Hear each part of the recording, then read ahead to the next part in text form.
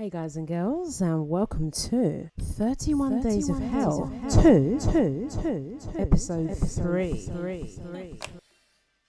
Okay, well, if you liked episode 1, or maybe you didn't, and you liked episode 2, or maybe you didn't like episode 2, episode 3 is definitely going to draw you in and hopefully keep you. Without further ado, let's get straight into it. Hi everyone, in today's video I wanted to discuss my personal experiences with anything and everything. So I wanted to discuss every spooky / creepy thing that has ever happened to me. I'm going to be leaving out the boring ones, but I'm going to keep in pretty much every spooky experience that's ever happened to me. Okay, so grab your tea, coffee, your frappe, grab some snacks, sit back and listen. Okay. So from the time I was about 6 years old, I used to hear something whispering in my ear, whispering my name into my ear, very gently, but it would increasingly get louder, and sometimes it would be unintelligible and incomprehensible, the words being shouted into my ears at times. This is real. So as a result of, being so young and hearing something shouting in my ear like that, from the age of about maybe 7, 8, I've had to sleep with a pillow over my head. I sleep on my side, so obviously one ear is covered by the pillow and one ear has another pillow on top of it. So I cover both my ears when I go to sleep. It looks weird to other people, but that's why I do it. Okay. Because I've been made fun of for it. That sleepovers and stuff. And yeah, I'm in my early 20s now. I'm still sleeping with a pillow over my head. Because if I don't, then some entity will try and say something into my ear. I will never know who or what this entity is. Or I know this entity has spoken in my ear when I was in my late teens. I must have been in my late teens. It was a few years back anyway. And basically it said, but it said it in the exact voice of my best friend. And my best friend was not in the place that I was at that time. She was at home and I was also at home. I say to this entity that tries to talk to me and get my attention on a regular, I would love to have a conversation with you, if you're listening, whatever you may be. Perhaps on the astral plane or in a dream that I remember once I wake up, or even in real life. But because I don't know what you are, I don't know if it is spiritually safe for me to converse with you on a personal level. But not a day or night goes by where I don't think about you, whoever this spirit entity, whoever you are. So on to the next paranormal story. So I had a dream many years ago. I was definitely in my late teens. However, I remember hearing a noise. So okay, let me just give you the setting. The setting was my childhood home. So obviously you walk in, on your right you can see the stairs. In front of you have a hallway which leads to the living room, and ahead of that is the garden. As soon as you go in, there's a door on the left, that's the kitchen. Okay, great, I've given enough context, right? So I remember being in this dream. I remember hearing a noise and then running into the kitchen and jumping on the fridge door and swinging back and forth on it. Really weird, right? Then I heard the back door open. So I thought, what the hell's going on? I walked towards the back door, and I saw that the back door was wide open. I saw that the window in the living room was open and the curtains were blowing quite aggressively in the wind. So me being fed up at this point, I say, whoever you are, I demand that you show yourself. And at that point, I saw a large, overweight black woman with her hair tied back. It was a bit messy at the front. You know how afro hair looks when it's tied up and it's not been brushed properly. And she says, excuse me, can you help me? I need a soul. Can you help me? You can trust me, I promise. I'm not joking. I'm serious. This is actually something I dreamed of. Creepy, right? I wasn't too creeped out. I was just confused more than anything. But anyway, energetically, I sensed desperation in her tone of voice and demeanor. So I reached out to her, and as she was being sucked back into the back garden where she came from, which was at this point slowly turning into like a dark swirling portal, something you'd see maybe in like a fiction fantasy sort of film or whatever. Anyway, so I went to touch her hand as she was being sucked back into the portal, and a split second before I was able to reach out and touch her finger, because we were trying to touch hands, I was trying to save her, or I thought that's what she needed anyway. That exact second, she was sucked back into this portal, and I don't remember much after that. I think I woke up. I know it was just a dream, but it was extremely vivid. Okay, so anyway, the next experience is one that I think of from time to time. I was in primary school. So primary school, if for those of you that are not English or British, primary school, you are from the age of basically like 6 to 11, basically 6 years old to 11 years old, basically. And you have 5 years, 6 years. You've got year 1, year 2, year 3, year 4, year 5, and year 6. Yeah. I was on like a gazebo type of thing, right? I was just sitting there. I was alone. Everybody had gone inside. I was just sitting there because, since I was young, I've always liked I prefer being by myself. I prefer alone. Okay.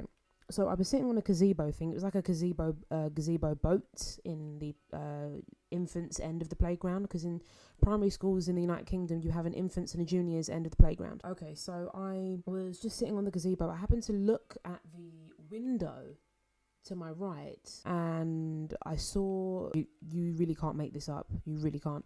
I saw a man who was about 5'5", 5'6", very short, and he basically screamed and shouted at the top of his lungs whilst banging onto the back of the gazebo on the back of where I was sitting. And what's weird about this is that when I saw that, I didn't jump and run off. I had almost no reaction. I was no older than about 10 or 11 at the time, and that was my reaction, to just sit and observe it. It lasted about 3 to 5 seconds before it completely vanished, and I got off the boat to look for it and saw it nowhere. And this was in my primary school. Broad daylight. Okay, so the next experience I had was in my secondary school. After a friend, it was at home. After a friend came over to stay for the weekend, she was basically doing something when she was over. She was scraping her fingernail. Let me see if I can do it on the mic.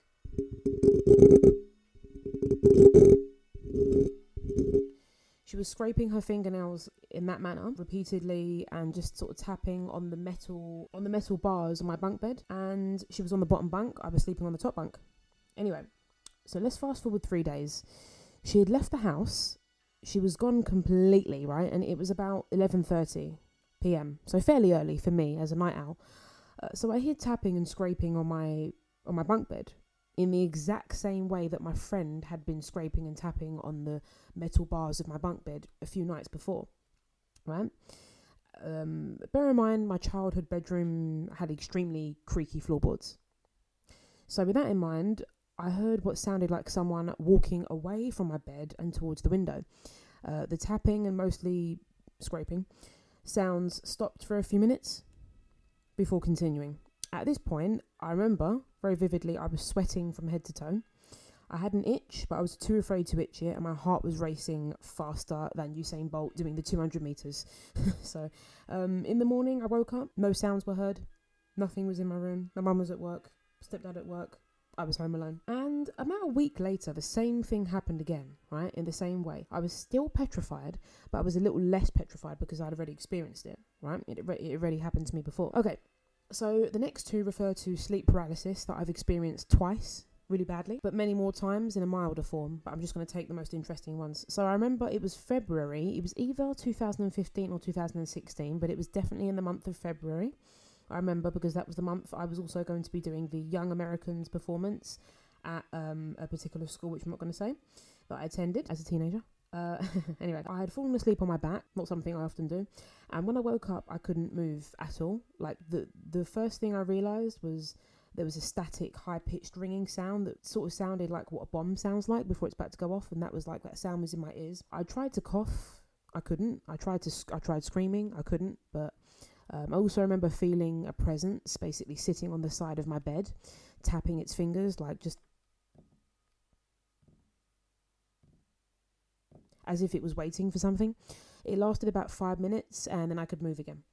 Okay, so my second sleep paralysis experience makes me not scared of many entities' faces anymore, because I was sleeping half on my back, half on my side, and at this point, I'm just going to say, you don't have to believe me, but this is what happened to me. I saw a short man, right, no taller than 4 foot. He was drenched in blood, right, his entire face drenched in blood, his hair drenched in blood, so much that even his hair was soaked in blood too, right? He looked straight at me, grinned in the most menacing, evil, twisted kind of way, before slowly moving out of my sight, and only once he left my sight could I move again. Now here's one that perplexes me to this day, right? I was 10, it was around Easter time, and as a kid I slept with the radio on for sound.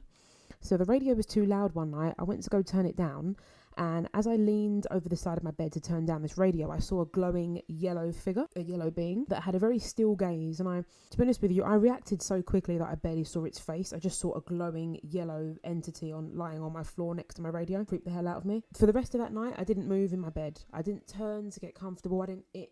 I didn't adjust. I didn't do whatever. I stayed in the same position all night until the morning. So the last one, I've just remembered it, but it's not on my notes. I will say it. So there was a time when I was about, let's say I was about 10, because I know I was in primary school, because my friend came over not long after this happened, and basically I was on the computer watching a George Bush remix, and the remix, I remember it was called Sunday Bloody Sunday, and that is basically what was being said over and over again in the song, and I was repeating it, and I watched the song all the way to the end. Okay, I listened to that music video. I was home alone, right? I was on the family computer. I was listening to that song over and over again from start to finish, from the 0 seconds all the way to the end of the video, when it shows you the refresh button and whatever else it used to show you about 13 years ago, because I was 10 about 13 years ago, almost 14 years ago. Anyway, so I watched it over and over again, right? And each time I watched it, the ending kept changing. And I know, again, people are not going to believe me, that's fine, but this actually happened to me. There was one ending where it was like, this video has been interrupted to tell you that we need world peace, or something. It's something about world peace. I just remember it was something about world peace. And then I thought, oh, whatever. And I just got to the end of the video, and then I kept watching it and kept watching it and kept watching it. And then there was one ending where I just kept seeing like a metal background. Like it was just like a metal background. It showed like 2 metal shutters. It's sort of like when you lose at Mortal Kombat 2 or 3, and it shows you those like metal doors that just slam. I kept seeing that at the end of the video, and just the same talking. And then the last time that I watched it, I saw, if you remember earlier on in this video, I mentioned that I saw during sleep paralysis. I remember I mentioned a few minutes ago that I saw a face drenched in blood. I believe that face is the same face that I saw when I was 10 years old on the computer watching this video over and over again. And I just saw a face drenched in blood on the screen in the video. Bear in mind, it was the same video, and I'd been watching it over and over again. And each time I was watching it, something was changing about it. Really, really strange. Is that not one of the strangest things you've ever heard? So anyway, that is what happened. But yeah, in this video, it was the same thing that I saw during the last time that I had really bad sleep paralysis. The same thing. Blood red face, hair drenched in blood, but it had a serious face. I remember the face was very serious. And my immediate instinct when I saw that was to push the earphones into my ears even more that I had on, and then run back. I know, really strange. And then I was on the phone to my dad for 3 hours that day. I remember it because I was so scared. And then my friend came and knocked on the door, and I went. Anyway, I think that's long enough now. Most of you are probably not listening at this point. If you are, I love you. I appreciate you. To me, come and meet me so I can give you a kiss on the mouth. I'll give you a kiss on the mouth. You may now kiss me on the mouth. Okay. Right. Thank you very much for watching, guys. I just want to confirm once again, everything I've mentioned in this video is real.